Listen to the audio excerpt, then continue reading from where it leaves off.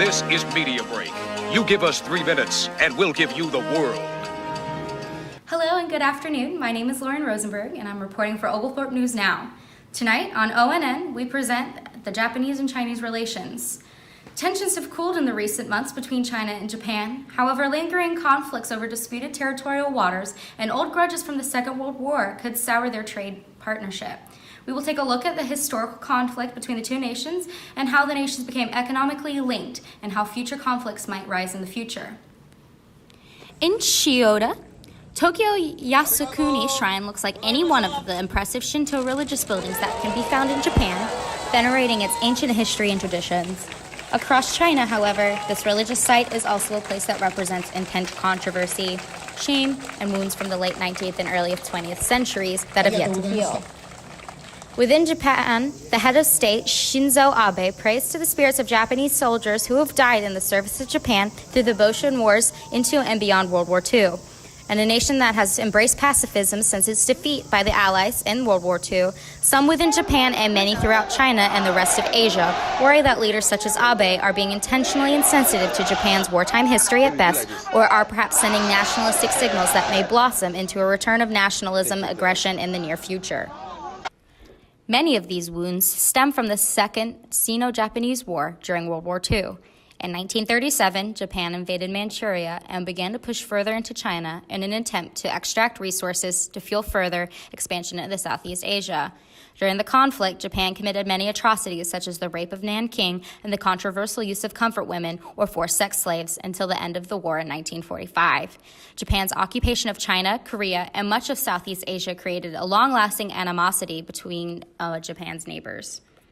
However, in the past 50 years, Japan's role in the economic development of the Asian sector has served to cool these tensions.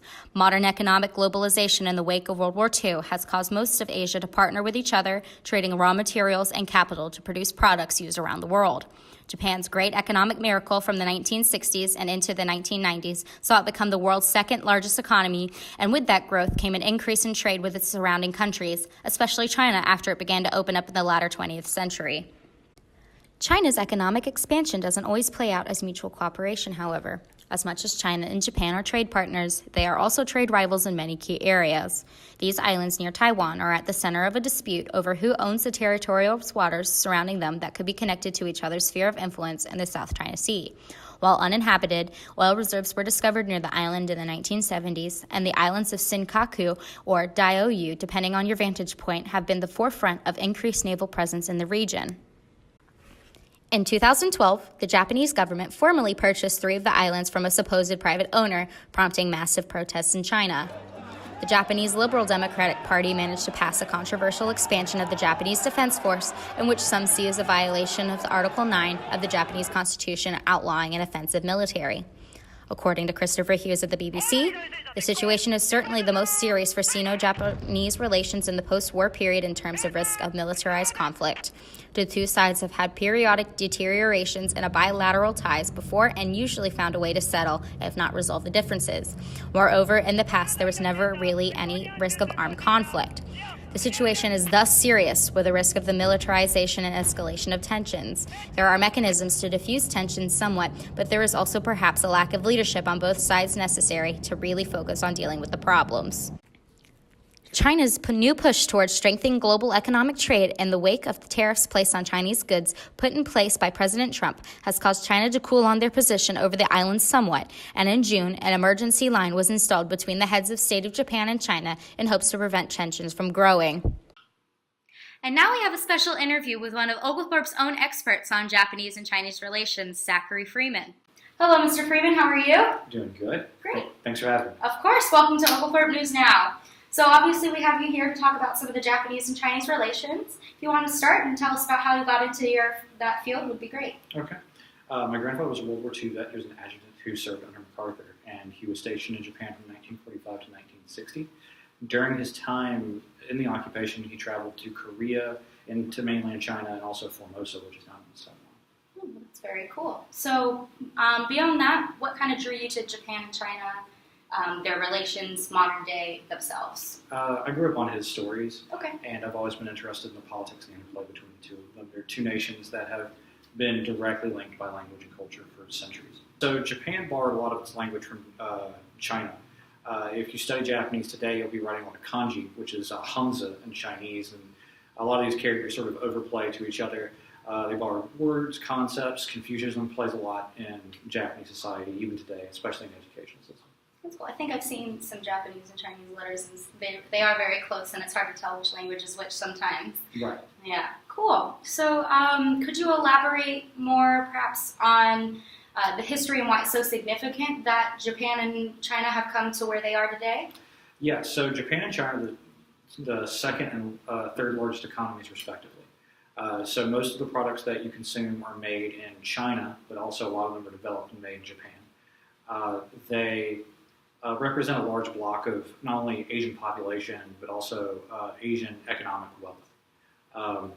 So is there anything in particular that we should be aware of in the coming days with the way that China and Japan are interacting with each other? Is there anything significant about that? Anything we should look for? Yes. So because they represent such a top-down, top-heavy amount of economic wealth and economic growth, any interplay between the two is incredibly important to the global economy. So currently, Japan and China are fighting over a group of islands just east of Taiwan. That a large amount of oil was discovered in the 1970s. If one or the other claimed predominance over them, they could extract themselves from the global oil market. Currently, Japan holds the majority claim to it, but China doesn't really, play with that very well. So no one has developed the oil market in that region. China is attempting to expand economically and grow more economically independent of the U.S. With Trump's new tariffs, China is seeking to create an import economy as opposed to just an export economy. Sure. And they have their new Silk Road initiative where they're trying to build inroads into physical trade across the Middle East, around India, and currently have a major military buildup in Central Africa. It's fascinating. So what does this mean politically for the world? It means China is attempting to create the Chinese century. Like we had the American century, the 20th century. Sure. China is attempting to make the 21st century the China century. And Japan is right there. They're neighbors with them. And economic trading partners, but also economic trading rivals. Some of the nationalists in Japan feel like they are hamstrung by the Japanese constitution where they can't have a military, and that China is allowed to have imperialist assertions, whereas Japan can't do things like forcibly expand into Africa. They're not allowed to have anything more than a defense force. Okay. So nationalism and imperialism, those are pretty big words in the past. We've had issues surrounding that. Obviously with the U.S. imperialism and Europe's imperialism and Germany's nationalism. So is there anything that we need to be aware of? Is there anything significant about the whole Japanese nationalism or Chinese nationalism that's rising? Yes. So most of the rest of Asia is afraid of Japanese nationalism. Far-right parties have grown in predominance in Japan, and Shinzo Abe, the current sitting prime minister, sits on the right wing of the Japanese diet. Okay. He currently has signaled that he is willing to ignore certain realities of World War II history, such as the rape of Nanking and the use of comfort women.